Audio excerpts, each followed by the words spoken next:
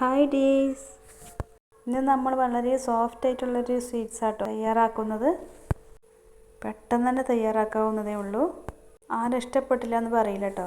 അപ്പോൾ ഇഷ്ടപ്പെട്ടാലൊന്ന് ലൈക്ക് ചെയ്യാനും മറക്കരുതേ. അപ്പോൾ ഇതിനായിട്ട് ഇവിടെ ഒരു പാൻ എടുത്ത് വെച്ചിട്ടുണ്ട് കേട്ടോ. അപ്പോൾ ഇത് ചൂടാക്കിയിട്ടൊന്നുമില്ല.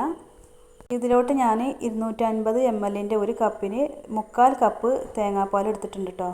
നല്ല കട്ടിയുള്ള തേങ്ങാപ്പാലാണ് എടുത്തിട്ടുള്ളത്. ഇനി നമുക്ക് ഇതിലോട്ട് ഒഴിച്ചു കൊടുക്കാം.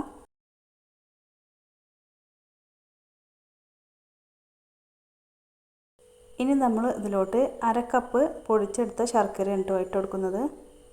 അപ്പോൾ 1/2 കപ്പ് എന്ന് പറയുമ്പോൾ ഏകദേശം ഒരു മീഡിയം സൈസിലുള്ള 2 ശർക്കര എടുത്തിട്ടുണ്ട് കേട്ടോ. ഇതും കൂടെ നമുക്ക് ഇതിലോട്ട് ഇട്ട് കൊടുക്കാം. ഇനി 2 ഏലക്കയും കൂടെ ഇട്ട് കൊടുക്കാം. അപ്പോൾ ഏലക്ക ഇട്ട് കൊടുക്കുകയാണെങ്കിൽ ഒന്നെങ്കിൽ 2 ഏലക്ക ഇട്ട് കൊടുത്താൽ മതി, അല്ലെങ്കിൽ ഏലക്ക പൊടിച്ച് ഇട്ട് കൊടുത്താലും മതി. എങ്ങനെ വേണമെങ്കിലും ഇട്ടെടുക്കാം കേട്ടോ. നമ്മളെന്തായാലും ഇതൊന്ന് ലാസ്റ്റ് ഒന്ന് അരിച്ചെടുക്കും, അപ്പോൾ പിന്നെ അങ്ങനെ ഇട്ട് കൊടുത്താലും കുഴപ്പമില്ല. പിന്നെ ഒരു പട്ടയും കൂടെ ഇട്ട് കൊടുത്തിട്ടുണ്ട്. പട്ട എന്ന് പറയുമ്പോൾ കറുകാപ്പട്ട കേട്ടോ, നമ്മൾ ബിരിയാണിക്കൊക്കെ ഇടണേ, അതാണ് ഇട്ട് കൊടുക്കുന്നത്. ഇനി നമുക്കിതിലോട്ട് ഒരു പിഞ്ച് ഉപ്പും കൂടെ ചേർത്ത് കൊടുക്കാം. ഉപ്പ് കൂടി പോകരുത് കേട്ടോ. മധുരം ബാലൻസ് ചെയ്യാൻ വേണ്ടിയിട്ടുള്ള ഉപ്പ് മാത്രം ചേർത്തെടുത്താൽ മതി. ഇനി നമുക്ക് ഫ്ലെയിം ഓൺ ചെയ്യാം.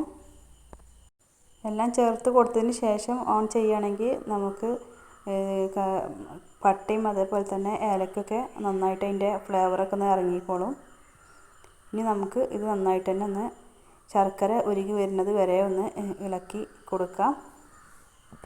അത് പഞ്ചസാര ചേർത്ത് വേണമെങ്കിൽ തയ്യാറാക്കട്ടോ. ശർക്കരയാണ് ഇതിലോട്ട് ഏറ്റവും നല്ലത്. തേങ്ങാപ്പാലും അതേപോലെ തന്നെ ശർക്കരയും കൂടി കൂടുമ്പോഴാണ് അതിൻ്റെ ഒരു നല്ലൊരു ടേസ്റ്റ് കിട്ടുക കേട്ടോ. പിന്നെ നമ്മളെ വീഡിയോ സബ്സ്ക്രൈബ് ചെയ്യാതെ കാണുന്ന കൂട്ടുകാർ ആരെങ്കിലും ഉണ്ടെങ്കിൽ ചാനലൊന്ന് സബ്സ്ക്രൈബ് ചെയ്യട്ടോ.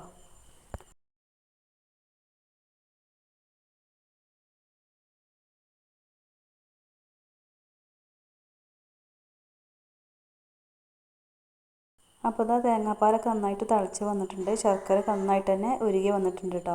ഇനി നമുക്ക് ഫ്ലെയിം ഓഫ് ചെയ്യാം. ഇനി ഇത് നന്നായിട്ട് തന്നെ ഒന്ന് ചൂടാറി വരട്ടെ കേട്ടോ. അപ്പോൾ ഇത് നന്നായിട്ട് തന്നെ ചൂടാറി വന്നിട്ടുണ്ട്. ഇനി നമുക്കിതിലോട്ട് 3 മുട്ട പൊട്ടിച്ച് ഒഴിച്ചു കൊടുക്കാം. പ്രത്യേകം ശ്രദ്ധിക്കേണ്ട കാര്യമാണ് കേട്ടോ അത്. നന്നായിട്ട് തന്നെ ചൂടാറി വന്നതിന് ശേഷം നമുക്ക് മുട്ട ഇതിലോട്ട് ഇട്ട് കൊടുക്കാൻ പറ്റുള്ളൂ, അല്ലെങ്കിൽ മുട്ട പിരിഞ്ഞു പോകും. അപ്പോൾ ഇതിലോട്ട് ഞാൻ 3 മുട്ട കേട്ടോ ഇട്ട് കൊടുക്കുന്നത്.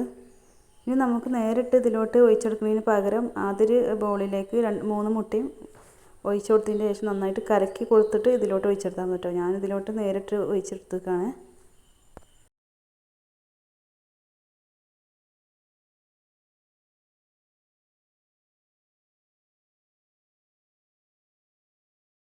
അപ്പോൾ ഞാൻ 3 മുട്ട ഇതിലോട്ട് ഒഴിച്ചു കൊടുത്തിട്ടുണ്ട്. ഇനി ഇത് നമുക്ക് നന്നായിട്ടൊന്ന് കലക്കിയെടുക്കാം.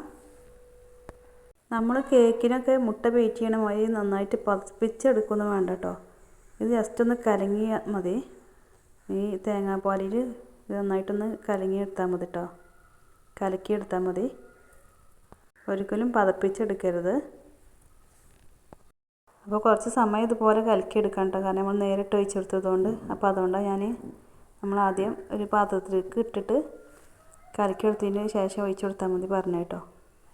അപ്പോൾ നിങ്ങൾ അങ്ങനെ ചെയ്യുമ്പോൾ അതുപോലെ ചെയ്തുകൊണ്ടു. അപ്പോൾ ഇത് എല്ലാം നന്നായിട്ട് തന്നെ യോജിപ്പിച്ചെടുത്തിട്ടുണ്ട്.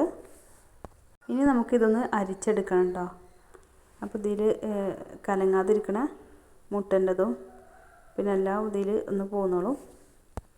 അപ്പോൾ അത് സ്റ്റീം ചെയ്തെടുക്കാൻ വേണ്ടിയിട്ട് ഞാൻ ഇതുപോലത്തെ ഒരു ഗ്ലാസ് ബൗളിലാണ് കേട്ടോ ഒഴിച്ചെടുക്കുന്നത്.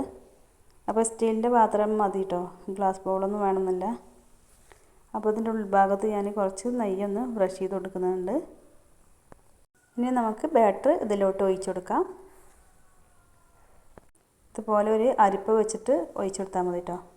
അപ്പോൾ ഇതിലുള്ള എന്തെങ്കിലും കല്ലോ അല്ലെങ്കിൽ പിന്നെ അങ്ങനെ എന്തെങ്കിലുമൊക്കെ ഉണ്ടെങ്കിൽ ഇതിൽ നിന്നോളൂ കേട്ടോ.